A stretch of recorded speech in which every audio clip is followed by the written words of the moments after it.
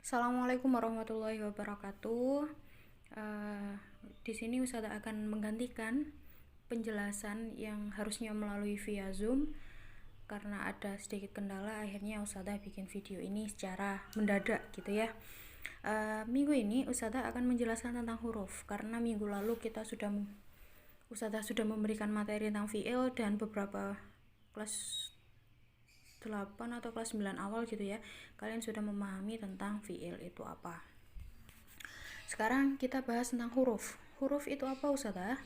Huruf adalah kullu lafdhin la yadharu ma'nahu kaliman illa ma'a ghairihi. Huruf adalah setiap kata yang tidak memiliki makna sempurna kecuali dirangkaikan dengan kata lainnya. Nah, huruf di sini adalah kata pelengkap atau kata penghubung. Dan huruf ini tidak bisa berdiri sendiri, ia harus dirangkaikan dengan kata lain sebagai sandaran agar dapat memberikan makna. Beberapa kata yang termasuk huruf itu ada 3 ya untuk yang di PPT, karena ada tambahan yang Ustazah catatkan yang ini, tapi kita bahas yang ini dulu. Di sini ada min, ada ila, ada hal. Min artinya dari, ila ke, hal apakah. Min aina anta, dari mana kamu? Nah, min di sini adalah huruf. Begitupun aina, karena aina tidak termasuk isim, tidak termasuk fiil, maka aina adalah huruf. Anta artinya kamu, maka dia adalah pelakunya, berarti dia subjeknya. Kemudian ila, yadhabu artinya dia telah pergi, dia sedang pergi, maka dia termasuk fiil mudhari'. Ila artinya huruf, ila termasuk kata huruf. Al madrasati artinya sekolah. Kalau sekolah berarti kan kata benda, maka dia termasuk isim. Yang terakhir, hal ismuhu Muhammad, apakah namanya Muhammad?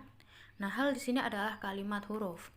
Nah, selain 3 itu, di sini Ustazah menambahkan 5. Bisa kalian lihat, di situ ada ala, ada fi, ada bi, ada an, ada li.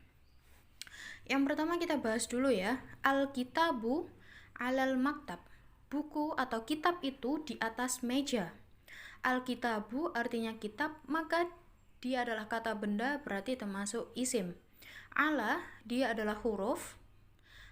Al-maktabu artinya meja, maka meja juga kata benda, berarti dia juga isim. Fi, artinya di. Kursiun fil fasli, kursi di kelas. Kursiun adalah kata benda, maka dia termasuk kalimat isim. Fi artinya di, maka dia adalah huruf. Al-fasli, maka dia adalah kelas. Kemudian kita lanjutkan di bi. Bi itu artinya dengan. Contohnya, aftahu al-baba bil miftah. Aftahu artinya saya membuka, al-baba artinya pintu, bil miftah dengan kunci. Aftahu artinya saya membuka, berarti dia fi'il mudhari'.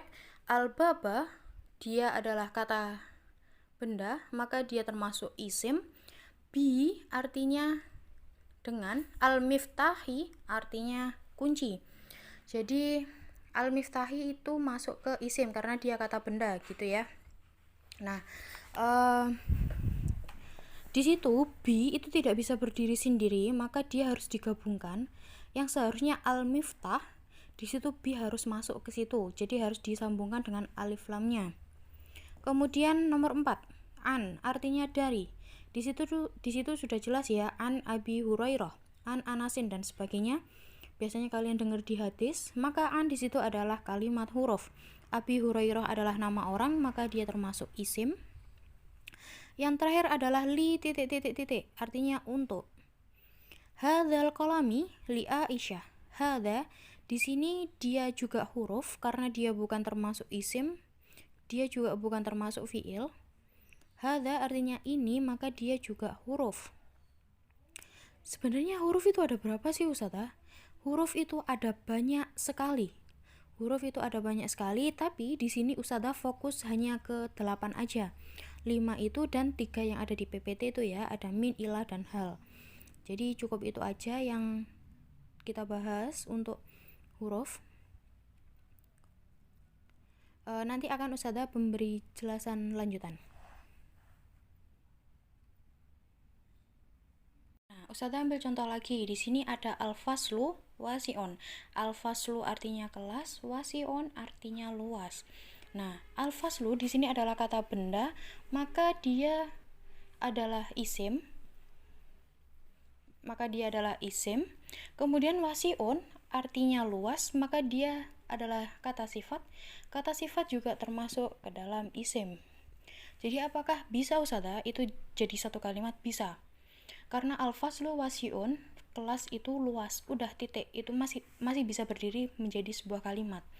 Maka isim ketemu isim, seperti yang Ustazah pernah bilang, isim ketemu isim jadinya adalah ismiyah.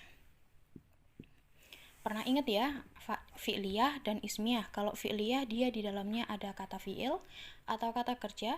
Kalau ismiyah maka dia gabungan antara isim ketemu dengan isim. Hanya saja isim yang pertama disebut dengan mubtada. Kalau isim yang kedua dia disebut dengan khobar. Seperti yang sudah pernah Ustazah bilang, bahwa ismiyah adalah kalimat yang terdiri dari mubtada dan khobar, gitu ya. Jadi insya Allah minggu depan Ustazah akan adakan penilaian harian. Kalian harus bisa menentukan kalimat itu termasuk isim, termasuk fi'il, atau termasuk huruf, gitu ya. Jadi belajar yang rajin. Minggu depan Ustazah akan adakan penilaian harian. Mungkin itu yang bisa Ustazah sampaikan, kurang lebihnya mohon maaf. Akhirul kalam, wassalamualaikum warahmatullahi wabarakatuh.